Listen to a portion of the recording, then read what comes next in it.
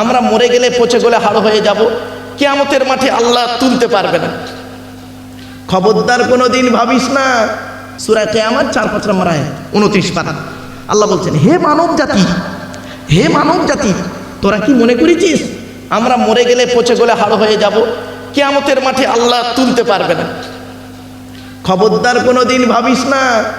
আল্লাহ বলছেন, এই পৃথিবীতে যেমন তোদের বুড়ো আঙুলের ছাপ যেমন, বুড়ো আঙুলের ছাপ যেমন কারোর সঙ্গে কারোর কোনো মিল নেই, কিয়ামতের মাঠে কারোর সঙ্গে কারোর কোনো মিল পাবি না।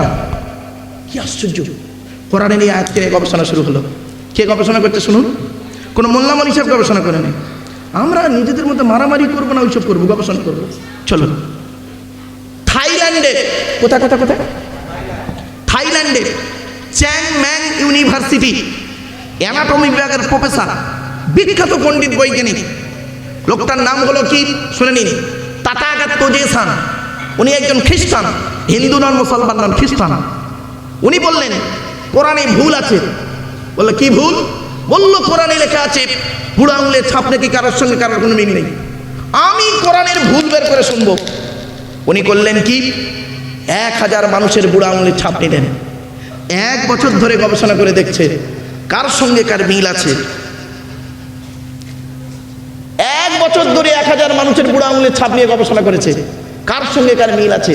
যখন দেখলেন কারোর সঙ্গে কারোর কোনো মিল নেই, ওই ল্যাবরেটরির ভিতরে দাঁড়িয়ে দাঁড়িয়ে ইসলামের কালেমা পড়ে মুসলমান হয়ে গেলেন। আপনি কোথায় আছেন? আপনি আমি কোথায় বসে আছি? এই আলোচনা শোনার লোকের অভাব। এই আলোচনাটা শোনার লোকের, বাবা ইতিহাসের ওয়াজ করবো, কেসা কাহিনী বলবো, দুটো ঘটনা ধরবো, ধরলেই দেখবেন 2 ঘন্টা ওয়াজ করা আমার কাছে it is very simple matters. দুটো কেসা কাহিনী ধরলেই 2 ঘন্টা হয়ে যাবে, চিন্তা নেই। একটা ওলির ঘটনা আর একটা সাহাবীর ঘটনা ধরলে 2 ঘন্টা কখন চলে যাবে টেনে টেনে বলে দিচ্ছি, অসুবিধা নেই। এতে কোনো লাভ হবে না, আপনার ব্রেনটা খুলবে না। এবার আসছি কোরআনকে নিয়ে গবেষণা করলো, আরও অনেক আছে, আরও অনেক রয়েছে। এবার যে হাদিসকে নিয়ে গবেষণা করছে কিভাবে দেখুন। আপনারা 2006 সালের ঘটনা, মানে যে দেশে হয়েছিল খেলাটি, 2006 সালে ফুটবল বিশ্বকাপ হয়েছিল, দুটো দল ফাইনালে উঠেছিল। মনে পড়ছে কি দেখুন তো, আজ থেকে কত বছর হবে ভাই? 6 সাল মানে কত বছর হবে? 18 বছর আগে। বয়স্ক লোকেরা জানবে, যাদের 30, 35, 40 বয়স তারা বুঝতে পারবে। 2006 সালে ফুটবল বিশ্বকাপ হয়েছিল, দুটো দল ফাইনালে উঠেছিল, ইতালি আর ফ্রান্স। ফ্রান্সের ক্যাপ্টেন ছিল জিনেদিন জিদান। জিনেদিন জিদান ফ্রান্সের ক্যাপ্টেন ছিল। আর মাতেরাজিদ বলে একটা ইতালির প্লেয়ার ফাইনালে খেলার দিন মাঠে ওই জিদানের মা বোন তুলে গালাগালি করেছিল। তো দেখবেন এটা ইউটিউবে আছে। ওই মাতেরাজিদকে করেছিল কি, জিদান গিয়ে মাথা দিয়ে গুঁতো মেরেছিল, মারতে মাতেরাজিদ পড়ে গেল। জিদান ওই মাঠে লাল কার্ড দেখলো, লাল কার্ড দেখে ফাইনালে চলে গেল, ফ্রান্স হেরে গেল। আর টুর্নামেন্টে ভালো খেলার কারণে জিদানকে একটা কি দেওয়া হলো, সোনার বল দেওয়া হলো। মুসলিম ছেলে জিদান, ফ্রান্সের ক্যাপ্টেন ছিল। শুনে নিন, এখন তো ভালো খেলছে জিদানের, এই ফ্রান্সের এমবাপ্পে, যাই হোক। তো এবারে করেছে কি, ওই জিদান যে দেশে খেলেছিল, মানে যে দেশটা খেলাটা হয়েছিল যে দেশে, সেই দেশটার নাম হলো জার্মান। কি বললাম? জার্মান। জার্মানের একটা স্ট্রাইকার খেলতো, তার নাম হলো হাফেজ মেসুত অজিল। হাফেজ মেসুত অজিল, তুরস্কের ছেলে, এখন চলে গেছে অস্ট্রেলিয়া থেকে, যাই হোক। তো এবারে ওই জার্মানির সর্বশ্রেষ্ঠ ডাক্তার, মানে জার্মান দেশের শ্রেষ্ঠ ডাক্তার বলা হচ্ছে তাকে, তার নাম হলো মিস্টার কুক। কি বললাম? Mister cook. হিন্দু নন, মুসলমান নন, খ্রিস্টান। মিস্টার কুককে একদিন জার্মানের ছেলেমেয়েরা প্রশ্ন করছে, স্যার রিলিজিয়স অফ ইসলাম সম্পর্কে, দি হলি কোরআন সম্পর্কে, প্রফেট মোহাম্মদ সম্পর্কে আপনি কিছু মতামত পেশ করুন। তো মিস্টার কুক কি বলছে শুনুন, read the Holi Quran and tradition of prophet Mohammad Mustafa সাল্লাল্লাহু আলাইহি সাল্লাম, your future life successful, it is my challenge.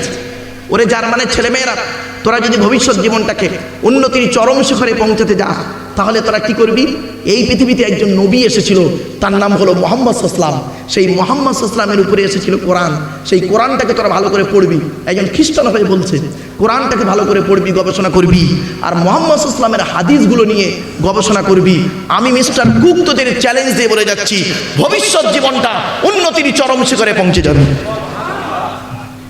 তখন ছেলেমেয়েরা প্রশ্ন করছে, স্যার আপনি নিজে কিছু পেয়েছেন?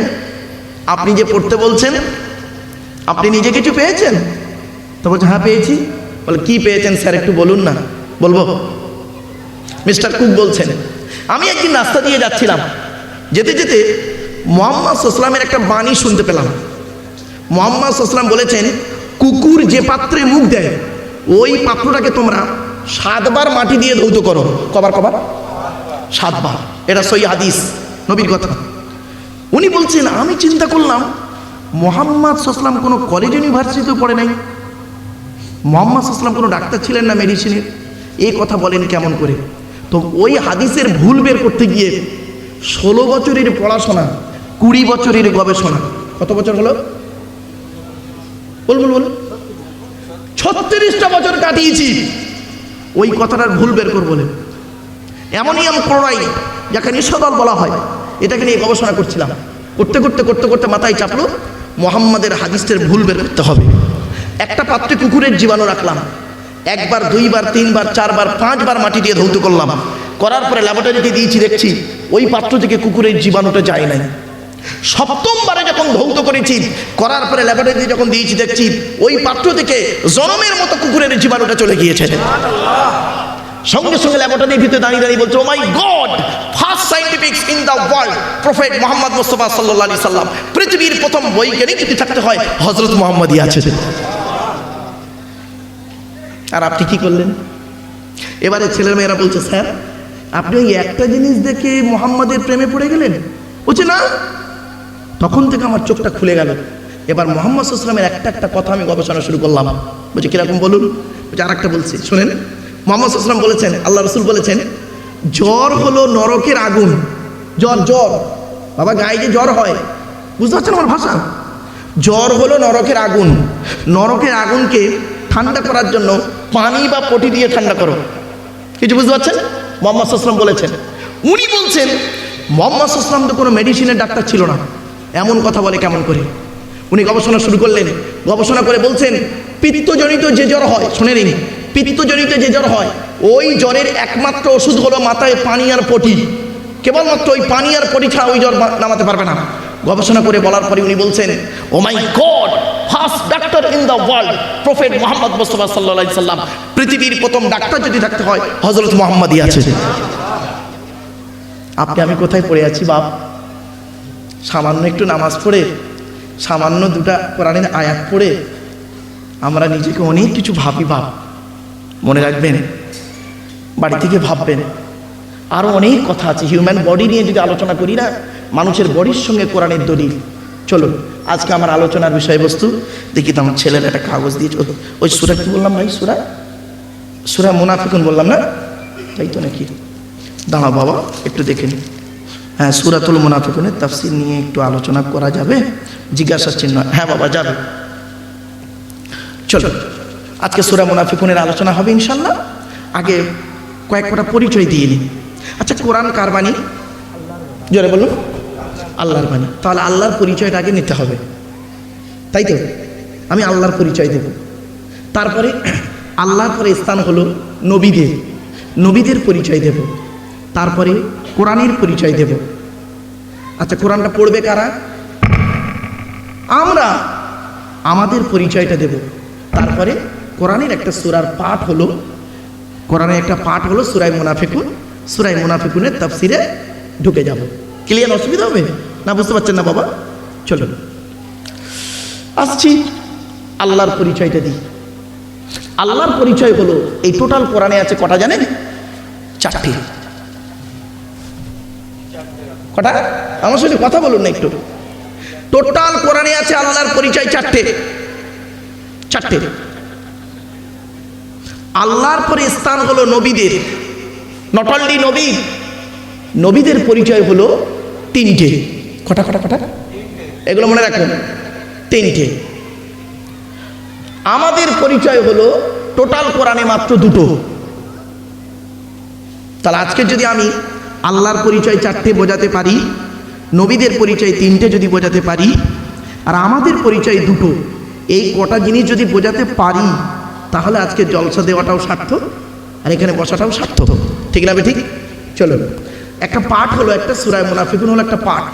ও পাঠের আলোচনাটা করবো ইনশাল্লাহ, চিন্তা নেই। একটু ধৈর্যের পরিচয় দিন। আমি আগেই বলে নিয়েছি বাবা, আমার আলোচনা শুনতে গেলে ঘড়ি দেখবেন না, টাইম দেখবেন না। পেছনে ঘড়ি আছে নাকি স্টেজে? তাই তো, ঠিক আছে। আমি প্রায় স্টেজে গিয়ে কী করি, প্রথমে স্টেজে গিয়ে দেখি যদি ঘড়ি থাকে আমি নামিয়ে দিই, ঘড়ি থাকলে নামিয়ে দিই। ওরা শ্রোতারা বুঝতে পারে যে হুজুর ঘড়ি নামিয়ে দিই, যেখানে বুঝতে পারেন যে ঘড়ি থাকবে না। কেন জানেন কেন ঘড়ি নামিয়ে দিই? আমার যে কথাটি আপনার মতের সঙ্গে মিলবে তখন আপনি আমার মুখের দিকে চেয়ে থাকবেন, আর যে কথাটা আপনার মতের বিরুদ্ধে যাবে তখন আপনি আমার দিকে না তাকিয়ে ঘড়ির দিকে দেখবেন। ঠিক না বেঠিক? এই জন্য ঘড়ি নামিয়ে দিই। চলুন, টেনশন নেবেন না, একদম টেনশন নেবেন না, খোলা মনে ওয়াজটা শুনুন। জীবনে অনেক বক্তার ওয়াজ শুনেছেন বাবা, একটু শুনে বাড়ি গিয়ে একটু চিন্তা করবেন লোকটাকে এনে লাভ হলো না লস হলো। চলুন, আল্লাহর পরিচয় হলো চারটে। কটা বললাম? যতদিন বাঁচবেন এগুলো মনে রাখবেন। চারটে আল্লাহর পরিচয় টোটাল কোরআনে আছে চারটে। কি কি? আল্লাহ নিজেই বলছেন কুল। কি বললাম? কুল। কি বললাম? কুল নয়, কয় হস্যউলা কুল, কয় বয় হস্যউলা কুল, দুটো কুলের মধ্যে পার্থক্য আছে। কওয়ালা ইয়াকুলু থেকে কুল মানে বলো, আকালা ইয়াকুলু থেকে কুল মানে গেলো বা খাও। এজন্য যে ইমামের কোরআন পড়া সহি নেই ওই ইমামের পেছনে নামাজ পড়াও সহি নেই। অনুরোধ করে বলছি বাবা, কোরআনকে সহি করে পড়তে হবে। ভুলভাল উচ্চারণের পার্থক্য হলে মানেও পার্থক্য। দেখবেন, এই দেখেন, ইন্না আতাইনা সূরা পড়েন আপনারা? আবার বলুন না, বলুন না। ইন্না আতাইনা কাল কাউসার ফাসাল্লি লিরাব্বিকা ওয়ানহা। আনহা, এই গলার ভিতর থেকে এটা উচ্চারণ করবেন, হাই হুতি, হাই হাব্বাজ নয়। ফাসাল্লি লিরাব্বিকা ওয়ানহা। মুরব্বীরা ভালো করে শুনে নিন, ফাসাল্লি লিরাব্বিকা ওয়ানহা এর মানে হচ্ছে নবী তুমি তোমার রবের জন্য নামাজ পড়ো, ওয়ানহা এবং কুরবানি করো। আর আমরা কি বলি? ফাসাল্লি লিরাব্বিকা ওয়ানহা এর মানে শুনবেন, নবী তুমি তোমার রবের জন্য নামাজ পড়ো, ঝোড়া কোদাল নিয়ে খাল কাটো। হয়েছে? কোথাকার মানে কোথায় গেল? আর একটা ভুল বেরোচ্ছে দেখুন, আমরা নামাজ পড়তে গিয়ে কি বলি? আলহামদুলিল্লাহ রাব্বিল আলামিন। আলহামদু, গলার ভেতর থেকে এটা উচ্চারণ করবেন, আলহামদু। এর বাংলা মানে কি? আলহামদুলিল্লাহ মানে হচ্ছে সমস্ত প্রশংসা আল্লাহ তোমার। আর আমরা কি বলি? আলহামদুলিল্লাহ।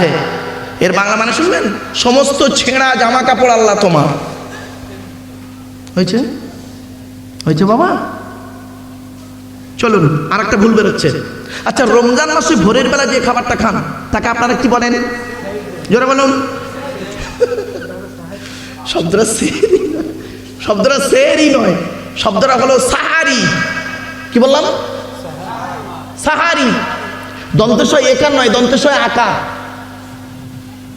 আচ্ছা, একার আর আকারের পার্থক্যটা কি? সেহেরুন মানে কি আর সাহারি মানে কি? সেহেরি আর সাহারির মানেটা কি? চলুন, সিনে জেদ দিলে সিগিরুন মানে হলো জাদু করা। কোরআনে আছে হাদা সিগরুম মুবিন। সিনে জেদ দিলে হবে সাহারি, এই সেহেরি। সেহেরুন মানে জাদু করা।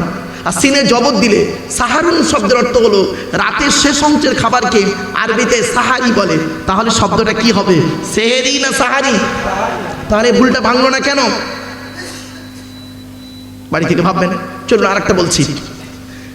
এই মা বোনেরা ভালো করে শুনে নিন, স্বামী স্ত্রী সংসার করতে করতে আপনারা স্বামী স্ত্রী মাঝে মাঝে ঝগড়া হয়, হতে হতে চরম শিখরে পৌঁছে গিয়ে স্বামী তার স্ত্রীকে ডিভোর্স দেয় একটা আরবি শব্দ বলে। কি বলুন তো শব্দটা? তালাক। তাই তো? আমার শব্দটা বলি তালাক। খবরদার, ভয়তে বলতে পারছে না অনেকে, যদি বউ চলে যায়, ওরে বাবা যাবে না, আমি এখানে বসে আছি, চিন্তা নেই বাবা। চলো, শব্দটা কিন্তু তালাক নয়, শুনে নিন, শব্দটা তালাক নয়, শব্দটা হলো তলাক। কি বললাম? তলাক, তালাক নয়।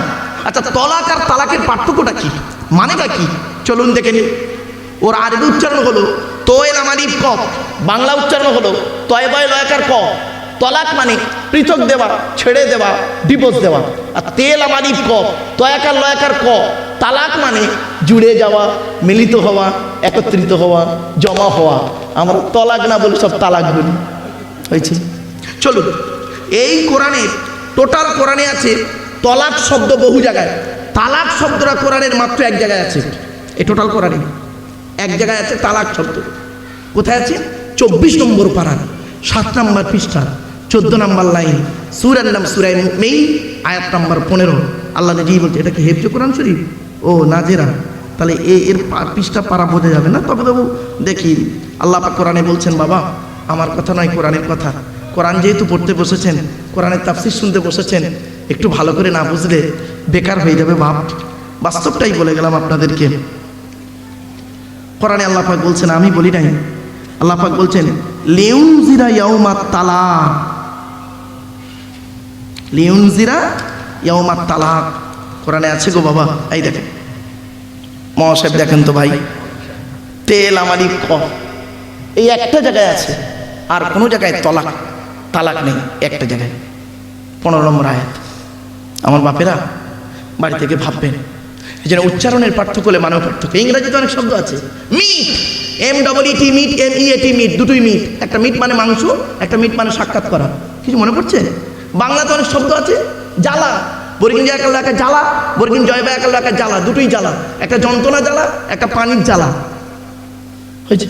কমল, কৌকার মোলা কমল, কমলা কমল, কৌকার মোলা কমল মানে নরম নরম নরম, আর কমলা কমল মানে পদ্ম ফুল হয়েছে, দুটোই কমল। এই জন্য বলি বাবা, উচ্চারণের পার্থক্য মানে পার্থক্য। আল্লাহর পরিচয় হলো চারটে, কি কি? আল্লাহ নিজেই বললেন, নবী তুমি বলো হুয়াল্লাহু আহাদ, সে আল্লাহ হলেন একক। 2 নাম্বার আল্লাহুস সামাদ, আল্লাহ হলেন অমুখপেক্ষী, আল্লাহ কারোর মুখপেক্ষী নন, সারা পৃথিবী তার মুখপেক্ষী, ঠিক না ঠিক? 3 নাম্বার লাম ইয়ালিদ ওয়া লাম ইউলাদ, আল্লাহ কাউকে জন্ম দেয়নি, আল্লাহ কেউ জন্ম দেয়নি।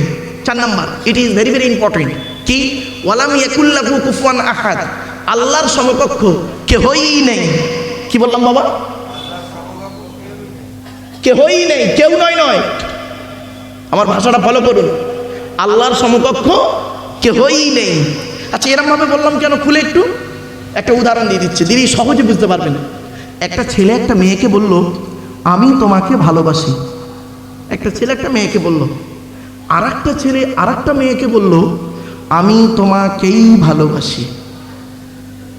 দুটো বাক্য এক, এটা বুঝতে পারলেন সহজে? তো ঠিক ওই রকম আল্লাহর সমকক্ষ কেউ নেই আর আল্লাহর সমকক্ষ কেহই নেই, দুটো কিন্তু আসমান জমিন তফাৎ। এর ব্যাখ্যা যদি করি না, কল্পনা করতে পারবেন না, বাড়ি থেকে ভাববেন। চলো একটু খুলে বলে দিই। আবাদা ইয়াবুদু মানে ইবাদত করা, না আবুদু মানে আমরা ইবাদত করি, কা মানে তোমার, না আবুদু কা মানে হলো আমরা তোমার ইবাদত করি। কিন্তু আল্লাহ পাক কি করলেন? ওই কাপটাকে আগে করে দিয়ে কি বললেন কোরআনে? সূরা ফাতিহার মধ্যে কি বললেন? ইয়্যাকা না'বুদু ওয়া ইয়্যাকা নাস্তাঈন, আছে না? আচ্ছা ইয়্যাকা না'বুদুর মানে কি শুনবেন? শুনে নিন। আমরা তোমারই ইবাদত করি এবং তোমারই কাছে সাহায্য প্রার্থনা করি। কোনো আলেম যদি মনে করে, বক্তা যদি মনে করে ওই ইয়্যাকা না'বুদুর মানে যদি এইভাবে করে আমরা তোমার ইবাদত করি, ভুল। কেন? আমরা তোমার ইবাদত করি মানে দাঁড়াবে অন্যের ইবাদত করতেও পারি নাও পারি, সম্ভাবনা থাকতেও পারে নাও পারে। অরিজিনাল অর্থ হলো ইয়্যাকা না'বুদু, আমরা তোমারই ইবাদত করি এবং তোমারই কাছে সাহায্য প্রার্থনা করি, অন্য কারোর কাছে নয়। এই হস্যইটা যদি না দিয়েছে, বক্তাও যাবে 12টা বেজে, শ্রোতাও যাবে 12টা বেজে। বাবা 1 ঘন্টা ওয়াজ করতে গেলে 3 ঘন্টা বই পড়তে হবে, 1 ঘন্টা লেকচার দিতে গেলে 3 ঘন্টা স্টাডি করতে হবে। অনুরোধ করে বলে যাচ্ছি বাবা, খালি বড় পাঞ্জাবি থাকলে, মাথায় টুপি দিলে, মাইকের সামনে এসে কিছু বলার নাম বক্তা নয়। 3টে জিনিস কোনো দিন ব্যাকে আসে না, সবসময় সামনের দিকে যায়। কটা জিনিস? 3টে। কি কি? ধনুক থেকে তীরটা বের হয়ে গেলে ওই তীরটা কোনো দিন ব্যাকে আসে না। 2 নাম্বার, দেহ থেকে আত্মাটা বের হয়ে গেলে ওটা আর পৃথিবীতে রিটার্ন দেওয়া হয় না। 3 নাম্বার, জবান থেকে কথা বের হয়ে গেলে ওটা আর কোনো দিন ব্যাকে আসে না। মাইকের সামনে কিছু বলার নাম বক্তা নয় বাবা।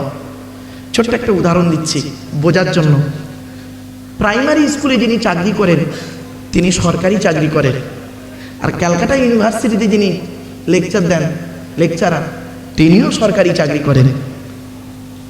প্রাইমারি স্কুলে একজন টিচার ক্লাস 1-এ গিয়ে একটা ক্লাস করে 40 মিনিট, আর ক্যালকাটা ইউনিভার্সিটির একজন লেকচারার MA সেকেন্ড ইয়ারে গিয়ে একটা ক্লাস করেন 40 মিনিট।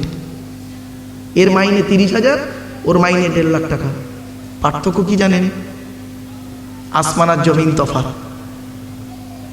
ও সরকারি চাকরি, এও সরকারি চাকরি, বিটুইন ফার ডিফারেন্স, অনেক পার্থক্য। ওর ক্লাসের কোয়ালিটি কোয়ান্টিটি লেভেলটা আলাদা, এর ক্লাসের কোয়ালিটি কোয়ান্টিটি লেভেলটা আলাদা। বুঝতে পারছেন বাবা? এটা তো ক্লাসের কথা বললাম। আর যারা ওয়াজ করবেন এখানে কিন্তু কেউ ওয়ানের ছাত্র নয়, সকলে ওয়ান ক্লাসে পড়া ছেলে নয়, সকলে এম এ ক্লাসে পড়া ছেলে নয়। এখানে শিক্ষিত অশিক্ষিত বিভিন্ন কোয়ালিটি কোয়ান্টিটির শ্রোতা আছেন এখানে, ঠিক না ঠিক? তাহলে এখানে পড়াতে গেলে তাহলে আপনার কত ধরনের ডিগ্রি অর্জন করতে হবে নিজে ভেবে দেখুন, কত রকম কোয়ালিটির ডিগ্রি আপনাকে অর্জন করতে হবে, তবে স্টেজে ওয়াজ করতে পারবেন। বাড়ি থেকে ভাববেন আমরা তো ওয়াজের মজলিসটাকে তুচ্ছ তাচ্ছিল্য করে একদম গুরুত্ব দিই না।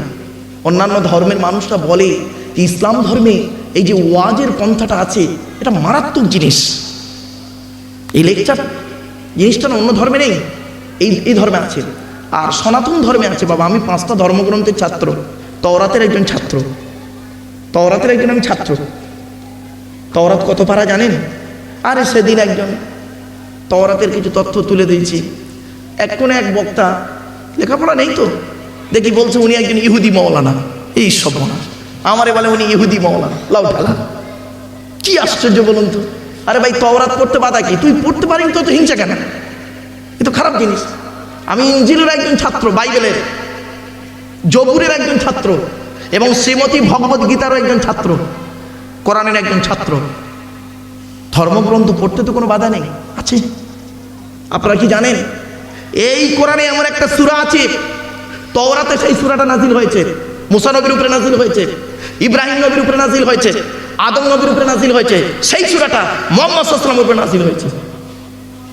বলবো সূরাটি? বলবো, শুনে নিন। 30 পারায় আছে।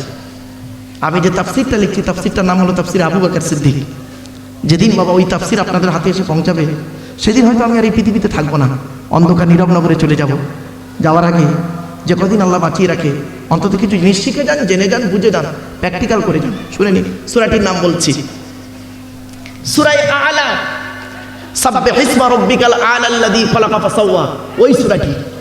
ওই সূরাটি আদম আলাইহিস সালাতু ওয়াস সালামের উপরে নাজিল হয়েছিল। গোটা সূরাটাই গোটা সূরাটাই ইব্রাহিম নবীর উপরে নাজিল হয়েছে। ওই সূরাটাই মুসা নবীর উপরে নাজিল হয়েছে। ওই সূরাটাই মুহাম্মদ সাল্লাল্লাহু আলাইহি ওয়াসাল্লামের উপরে নাজিল হয়েছে। কোরআনে আছে, মুহাম্মদ সাল্লাল্লাহু আলাইহি ওয়াসাল্লামের ভাষায়, প্রত্যেক নবীর ভাষায় নাজিল হয়েছে। চলুন ওই সূরার শেষের আয়াত দুটো পড়ুন। ইন্না হাযা লাফিস সুহুফিল উলা, ইন্না হাযা লাফিস সুহুফিল উলা। সর্বপ্রথম এটা সুহুফে ইব্রাহিমা ও মুসা, মুসা নবীর উপরেও নাজিল হয়েছে সুহুফ। এই সুহুফ মানে ছোট ছোট, এটা মুসা নবীর উপরে নাজিল হয়েছে, ইব্রাহিমের উপরে নাজিল হয়েছে। জোরে বলুন সুবহানাল্লাহ। আর কোরআনেও সূরাটি আছে, কোরআনে আরবি ভাষায়। চলুন, আর হলো হিব্রু ভাষায়, বাইবেল হলো তাবরানী ভাষায়। চলুন এবার আসছি, আল্লাহর পরিচয় দিলাম।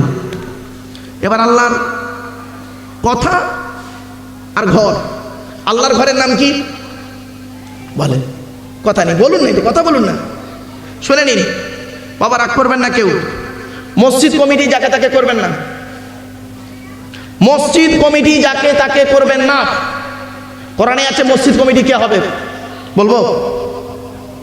শুনে নিন, কোরআনে লেখা আছে সূরা তওবার 18 নম্বর আয়াত, 10 নম্বর পারার 8 নম্বর পৃষ্ঠা 9 নম্বর লাইন। সূরার নাম সূরা তওবা, 18 নম্বর আয়াত। আল্লাহ কোরআনে বলছেন মসজিদ কমিটি ওই লোকটা হবে যার মধ্যে 5টা গুণ থাকবে। কটা? 5টা গুণ। ছোট্ট একটা উদাহরণ দিচ্ছি, বলুন তো দেখি। আপনাদের এখানে জুম্মা মসজিদ আছে? জুম্মার দিনে, আজ তো জুম্মার দিন চলে গেল, আগামী জুম্মার দিনে আপনাদের গ্রামের একজন মুসলিম যুবক ছেলে সাদা পায়জামা পাঞ্জাবি পরেছে, সাদা টুপি পরেছে, পরে ছেলেটি মসজিদে জুম্মার নামাজ পড়তে উঠেছে, প্রচুর পরিমাণ বাংলা মদ খেয়ে। কি বললাম? বলুন না রে ভাই, কি বললাম এক্ষুনি? ইংলিশ মনে হয়, বাংলা মদ খেয়েছে, অত্যন্ত দুর্গন্ধ বেরোচ্ছে। আপনারা ছেলেটিকে কি করবেন? বলুন বলুন বলুন, কি করবেন? বের করে দেবেন। ছেলেটি বের হতে না চাইলে বলুন বলুন, যাই হোক, মানে মারধর করে বার করে দেবেন, তাই তো? আচ্ছা, ছেলেটার অপরাধ কি বলুন না, কথা বলুন একটু। মদ খেয়েছে, মদ হারাম বস্তু, হারাম খাবার, মসজিদ পবিত্র স্থান, হারাম খাবার খেয়ে পবিত্র স্থানে উঠেছে, তাই আপনারা তাকে বের করে দিলেন। বের হতে চাইলো না, মেরে বের করে দিলেন। জাফরপুরের মানুষ আপনাদের দেখে মনে হচ্ছে আজই সন্ধ্যা 6টার সময় জান্নাতের জানলা ভেঙে সব পালিয়ে এসছেন। এই মুসলমানের বাচ্চা, মদখোরকে বের করে দিলে আর সুদখোরকে মসজিদের সেক্রেটারি বানিয়ে দিলে। বাহ, কি আজীব মুসলমান তোমরা! মদখোরকে ঘাড় ধরে মেরে বের করে দিলে আর জেনাখোরকে মসজিদের সভাপতি বানিয়ে দিলে, হারামখোরকে মসজিদের সেক্রেটারি সভাপতি বানিয়ে দিলে। এই হলো ধর্ম? চলুন কোরআন কি বলছে দেখি। এ পালাচ্ছে নাকি? আসবে বাবা, ও আসবে আসবে, চিন্তা নেই। আসলে কি জানেন, আমি আমার ওয়াজ অন্যরকম ভাব। চলেন শোনেন, আল্লাহ পাক কোরআনে বলছেন, এই জাফরপুরের মানুষ, আমার মসজিদের দায়িত্ব কে নেবে? সারা পৃথিবীর মসজিদের দায়িত্ব কে নেবে? শুনে নিন, আল্লাহ নিজেই বলছেন কোন লোকটাকে কমিটি করবেন। আপনাদের বলে যাচ্ছি, যদি এই 5টা গুণ যদি আপনার মধ্যে থাকে, মসজিদ কমিটিতে নাম লেখাবেন। আর যদি না থাকে, বাবা খবরদার, হাতে ধরে বলছি, হবেন না, কিয়ামতের মাঠে আপনাকে কিন্তু বিপদ আছে। কি কি আল্লাহ বলছেন? ইন্নামা ইয়া'মুরু মাসাজিদাল্লাহি মান আমানা বিল্লাহ ওয়াল ইয়াউমিল আখিরি ওয়া আকামাস সালাতা ওয়া আতাজ যাকাত ওয়া লাম ইয়াখশা ইল্লাল্লাহ ফাআসা উলাইকা আন ইয়াকুনু মিনাল মুহতাদিন। 10 নম্বর পারার 8 নম্বর পৃষ্ঠা 9 নম্বর লাইন, সূরার নাম সূরা তাওবার 18 নম্বর আয়াত। আল্লাহ নিজেই বলছে মসজিদের দায়িত্ব কে নেবে? আমার ঘরের দায়িত্ব তারাই নেবে যাদের মধ্যে 5টা গুণ থাকবে। 1 নম্বর হলো মান আমানা বিল্লাহ, যে ব্যক্তি আল্লাহকে 100% বিশ্বাস করবে। জোরে বলুন 1 নম্বর। 2 নম্বর হলো ওই ব্যক্তিকে কিয়ামতকে 100% বিশ্বাস করতে হবে। 3 নম্বর হলো ওয়া আকামাস সালাত, 5 ওয়াক্ত নামাজ আদায় করবে। এই মসজিদ কমিটি অনেকে নামাজ পড়ে না 5 ওয়াক্ত, ঠিক না ঠিক?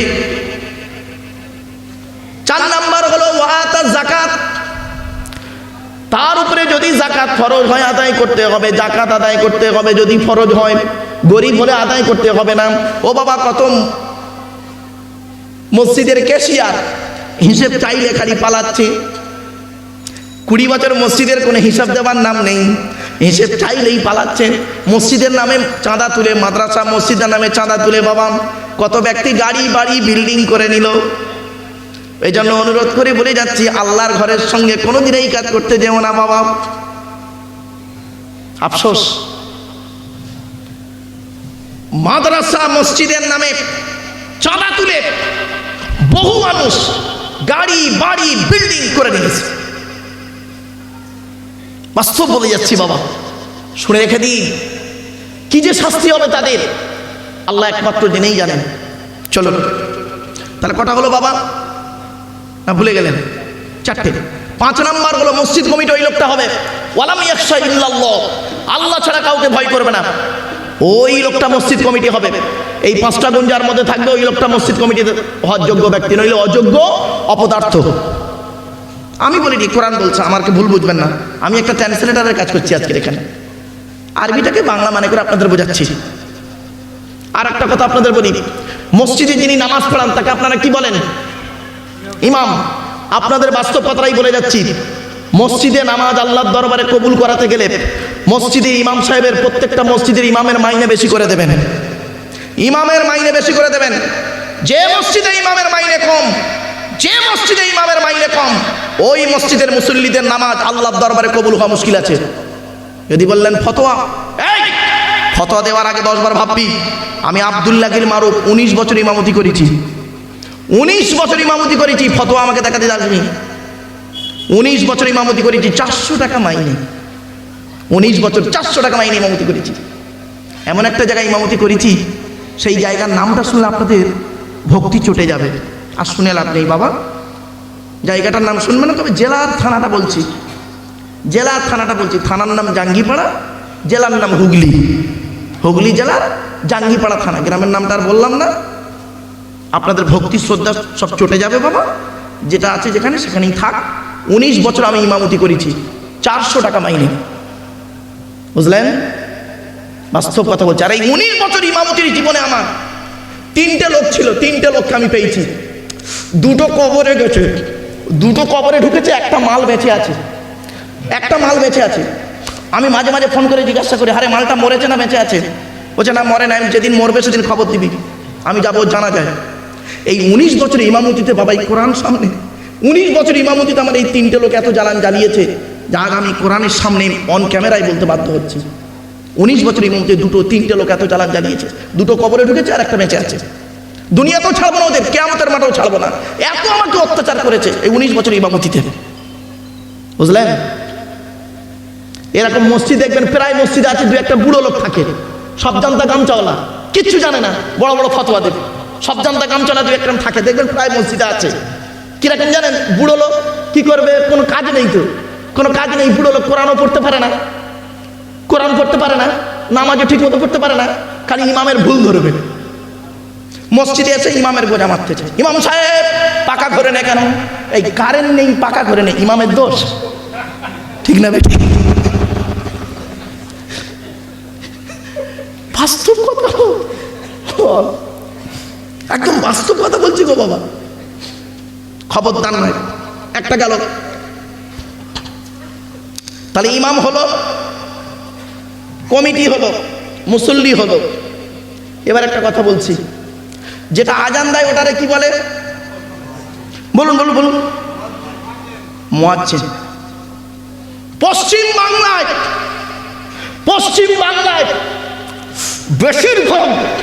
বেশিরভাগ মুয়াজ্জিনের আজান ভুল, ঠিক না বেঠিক? এই আলেমদের জিজ্ঞেস করে বলছি, বেশিরভাগ মুয়াজ্জিনের আজান ভুল। কেরাম আজান দিতে শুনবেন, ও মসজিদ ছেড়েও দেবে না, আর আজানটাকে ভুলটাকে শুদ্ধও করবে না, ও যেটা বোঝে ওইটাই ঠিক। আজান দিচ্ছে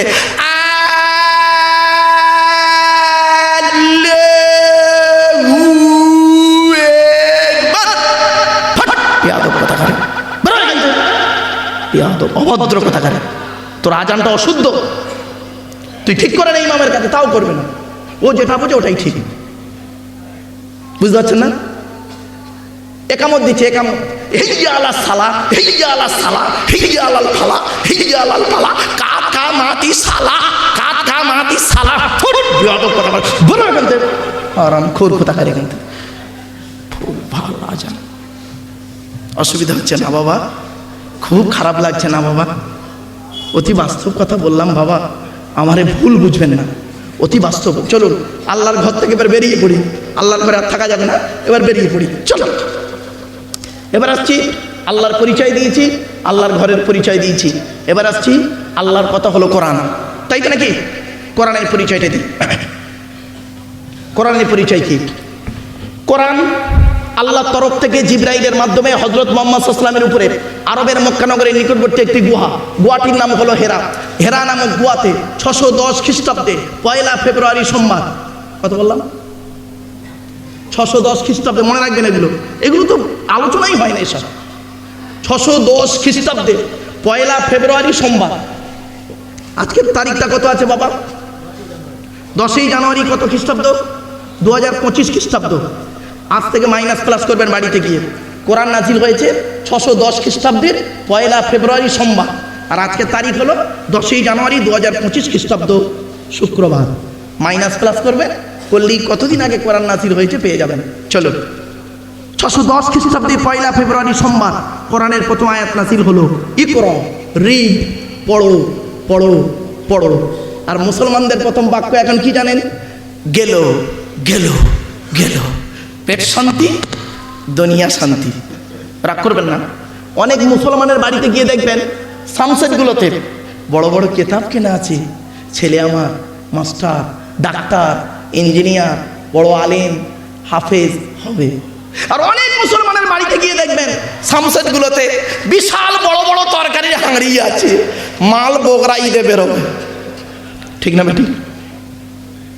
রাগ করবেন না, শুনে নিন, এই কোরআনে আছে 82 জায়গায় নামাজের কথা। কত কত কত? এগুলো জেনে যান একটু। 82 জায়গায় নামাজের কথা আর লেখাপড়ার কথা কোরআনে আছে 92 জায়গায়। তো কোন সংখ্যাটা বেশি, 82 না 92? তাহলে লেখাপড়ায় পিছিয়ে কেন মুসলিম? কেন পিছিয়ে? বাড়ি থেকে ভাববেন একটু। শুধু তাই নয়, আরো দেখেন এই কোরআনে আছে 250 রকমের হারাম। কত কত কত? 250 রকমের হারাম আয়াত আছে, 250 রকমের হালাল আয়াত আছে। হারাম হালাল আয়াত হলো 500টা। 250 হারাম, 250 হালাল। কটা হারাম জানেন? এই সুদকা মদকা ঘুষকা কয়েক কটা তো মেরে কেটে গোটা 50টা বলতে পারবেন, তার বিচার পারবেন না। 250 রকমের হারাম আছে বাবা, 250 রকমের হালাল আছে কোরআনে। ইয়া আইয়ুহাল্লাযীনা আমানু আছে 88 জায়গায়। আর সবর শব্দটা আমি বলেছিলাম না, আমার ওয়াজ শুনতে গেলে দুটো জিনিস লাগবে, 1 নাম্বার সময়, 2 নাম্বার সবর, ধৈর্য। বলেছিলেন না বাবা? কোরআনে ওই সবর শব্দটা আছে 104 জায়গায়। কত? 104 জায়গায় সবর শব্দটা আছে। মোহাম্মদ শব্দটা কোরআনে আছে 4 জায়গায়, আহমদ শব্দটা কোরআনে 1 জায়গায়। চলুন আর একটু এগিয়ে যাই, একটু দেখি আর কি কি আছে কোরআনের ভিতরে। কোরআনের ভিতরে আছে 30টা পারা, 540টা রুকু, 114টা সূরা, 14 থেকে 15 খানা সাজদা, 7টা মানজিল, 8 থেকে 12 খানা সাক্তা, 6666টা আয়াত, কেউ বলেছেন 6236টা আয়াত, 3,23,215টা অক্ষর। এ কোরআন 22 বছর 9 মাস কয়েকদিন কম বেশি 23 বছর ধরে কোনো ঘটনাকে কেন্দ্র করে, কোনো ব্যক্তিকে কেন্দ্র করে, কোনো বস্তুকে কেন্দ্র করে, কোনো জায়গাকে কেন্দ্র করে কোরআনের আয়াতগুলো নাজিল হয়েছে। 6000 আয়াত নাজিল হয়েছে, 12,000 জায়গায় নাজিল হয়েছে।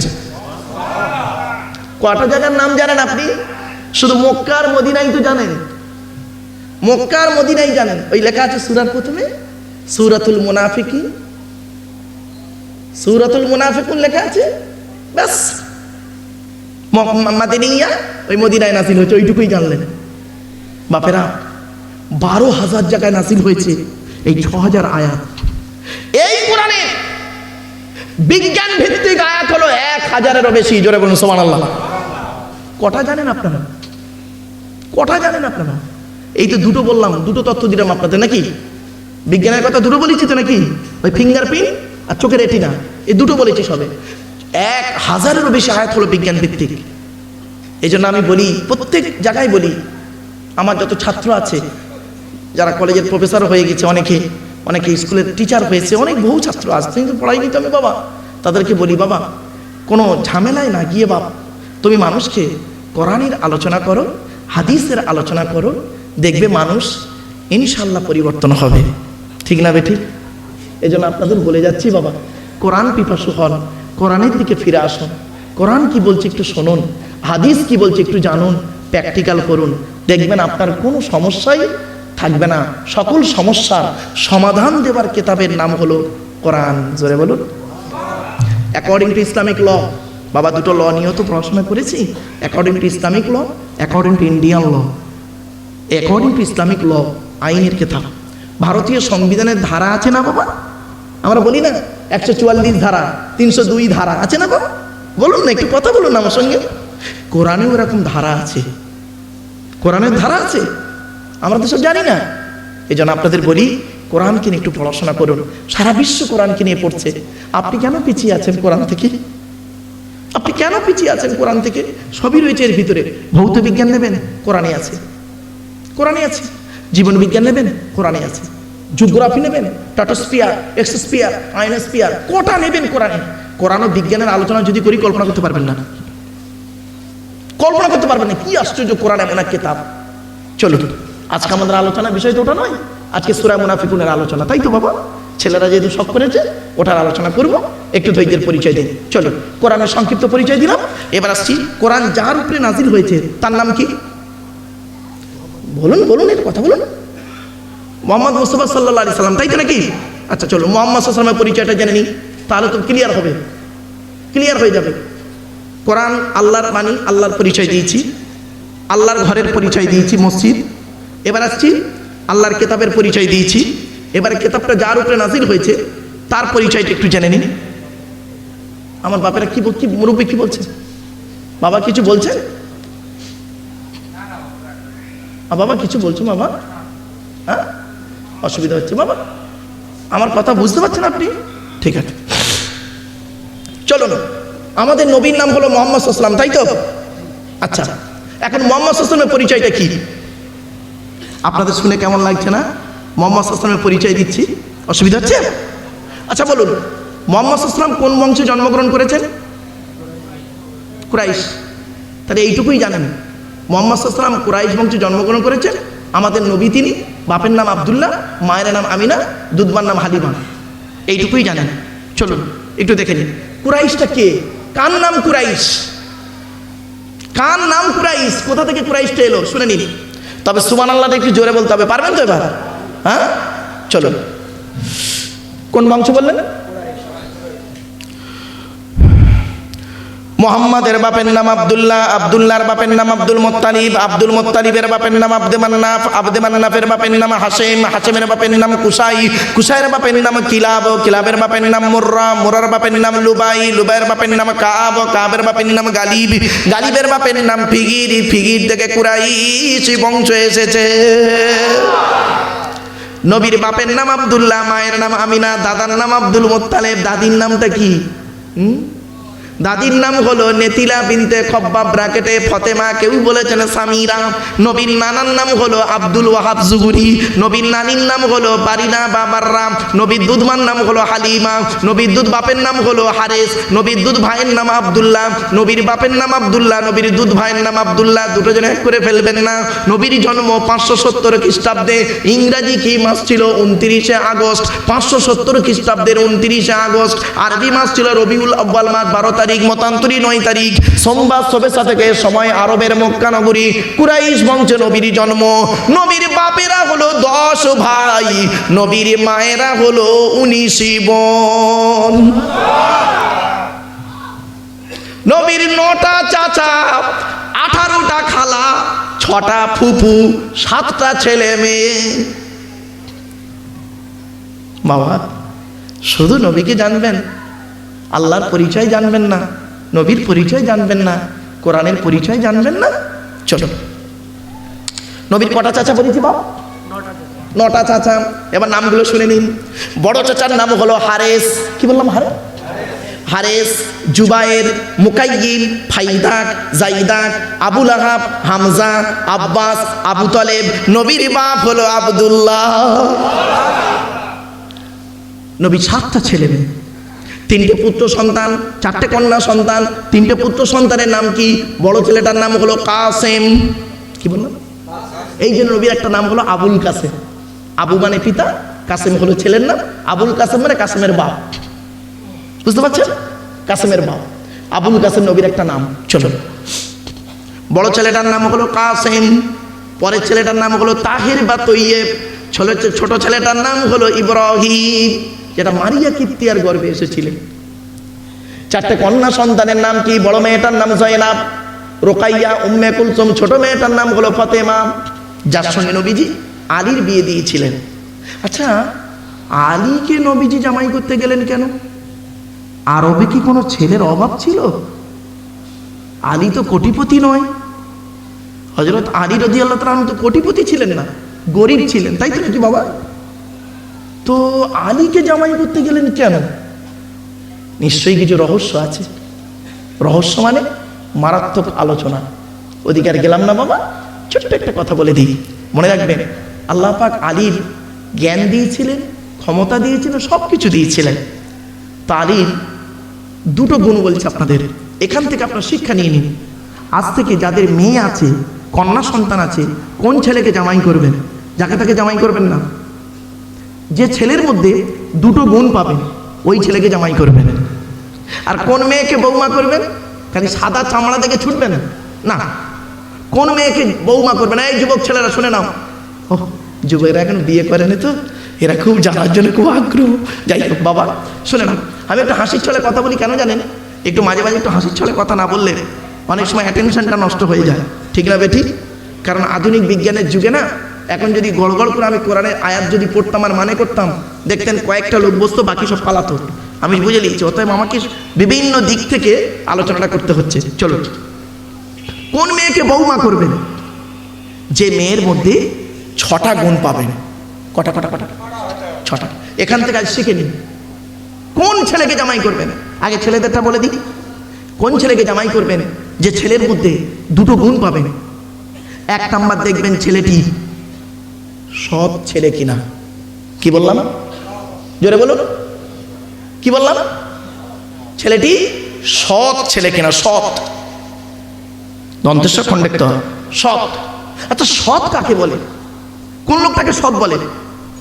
গালে দাড়ি রাখলে, মাথায় টুপি দিলে, বড় পাঞ্জাবি পরলে, তাহাজ্জুদে নামাজ পড়লে, কাবা শরীফ 10 বার করে ঘুরে এলে বুঝি সৎ, তাই না?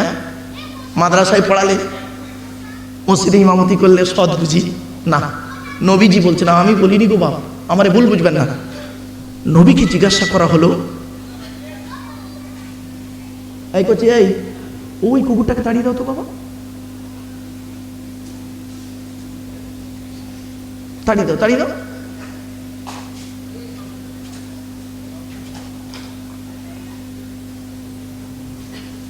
বাবা এই যে জায়গাটায় যে জলসা দিচ্ছেন খুব সুন্দর জায়গা, এই জায়গার গুরুত্ব হয়তো আপনারা অনেকে জানেন না। এজন্য আপনারা যখন জলসা দেবেন বাবা, এই উপরটা এত ভালো না করে নিচেটা ভালো করবেন। খারাপ সেন্স নেবেন না, আপনাদের হাতে ধরে বলে যাচ্ছি। যদি কোনোদিন জলসা দেন 3টে জিনিসকে ঠিক রাখবেন, তবে জলসা ঠিক হবে। 1 নাম্বার বক্তা, 2 নাম্বার কমিটি, 3 নাম্বার শ্রোতা। বক্তার 2টো জিনিস দেখবেন। বক্তার কি দেখবেন? 2টো জিনিস দেখবেন। 1 নাম্বার হলো দেখবেন বক্তাটা সত্যিকারের আলেম কিনা। কি বললাম বাবা? ভাষাটা ফলো করুন, একটু বলুন। সত্যিকারের আলেম কিনা একটু খবর নেবেন। সত্যিকারের বক্তাটা আলেম কিনা। শুধু আলেম হলে হবে না, ও ডিগ্রি থাকলে হবে না, ওর আমল আছে কিনা খবর নেবেন। আমার ভাষা বুঝতে পারছেন আপনারা? ওর আমল আছে কিনা, বক্তারা 5 ওয়াক্ত নামাজ পড়ে কিনা, বক্তারা চরিত্রটা ঠিক আছে কিনা, বক্তারা পিতামাতার ভাত দেয় কিনা, স্ত্রীর ঠিক মতো হক আদায় করে কিনা, ছেলে মেয়ের দায়িত্ব পালন করে কিনা, একটু খবর নেবেন। আচ্ছা বলুন, আপনাদের এই মাটিয়া থানাতে প্যান্ডেলওয়ালা কি একটা ছিল? তাহলে একাধিক প্যান্ডেলওয়ালার ভেতর থেকে আপনি একজনকে নির্বাচন করেছেন। আচ্ছা আপনাদের মাটিয়া থানায় মাইকওয়ালা কি একটাই ছিল? বলুন বলুন বলুন। একাধিক ছিল। একাধিক মাইকের ভেতর থেকে একজনকে নির্বাচন করলেন। তো একাধিক প্যান্ডেলের ভিতর থেকে একটা প্যান্ডেলওয়ালাকে নির্বাচন করলেন। একাধিক মাইকের ভিতর থেকে একজন মাইকওয়ালাকে নির্বাচন করলেন। একাধিক বাবুর্চির ভিতর থেকে একটা বাবুর্চিকে ঠিক করলেন তাবারুক করার জন্য। আর একাধিক বক্তার ভেতর থেকে বক্তা নির্বাচন করবেন না? আমার বাড়ি থেকে ভাববেন কথাটা। আজ এই কথাটা বলে গেলাম তো, বাড়ি থেকে ভাববেন। 1 নাম্বার বক্তা, বক্তারা সত্যিকারের আলেম কিনা। 2 নাম্বার দেখবেন বক্তাটির আমল আছে কিনা। ও বাবা